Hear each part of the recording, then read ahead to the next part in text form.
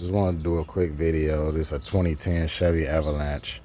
I had a no crank, no start, no communication to the ECM. I would start the truck up, it would run 2 seconds, and then shut off. And then eventually it just wouldn't start at all. So I had a couple of mechanics look at it, a couple mechanic buddies that I knew. A couple of them told me I needed to change the BCM, which is under this panel, under the steering wheel. Take a couple screws from under here, pop this panel off.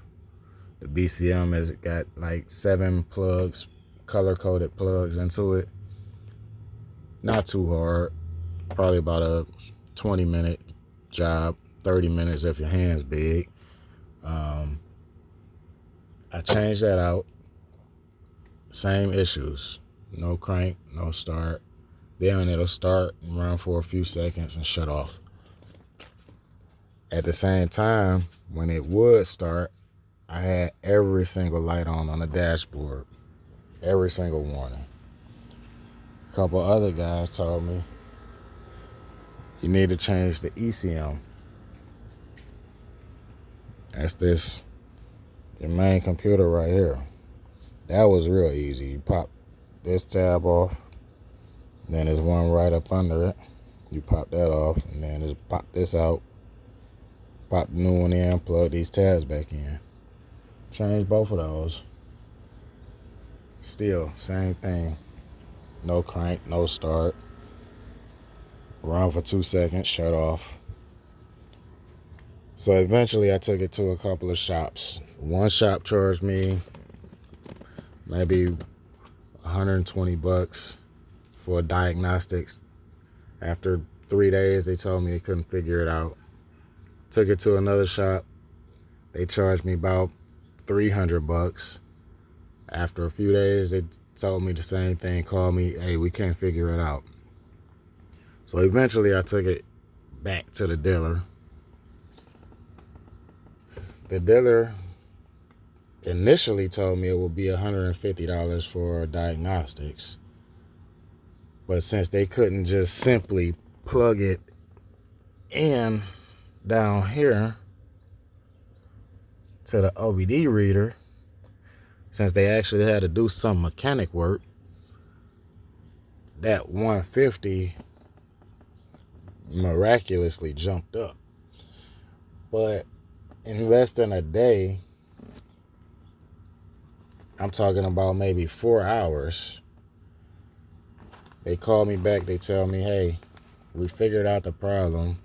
It's not the ECM, it's not the BCM. It was your electronic suspension module. Who would have thought the suspension module could keep the truck from starting up? So it was the suspension module. So here we are. They estimated me $150. And at the end of the day, that was my freaking total. And no, they did not change the electronic suspension module. What they did was, here we go. Just so y'all can read what went on here.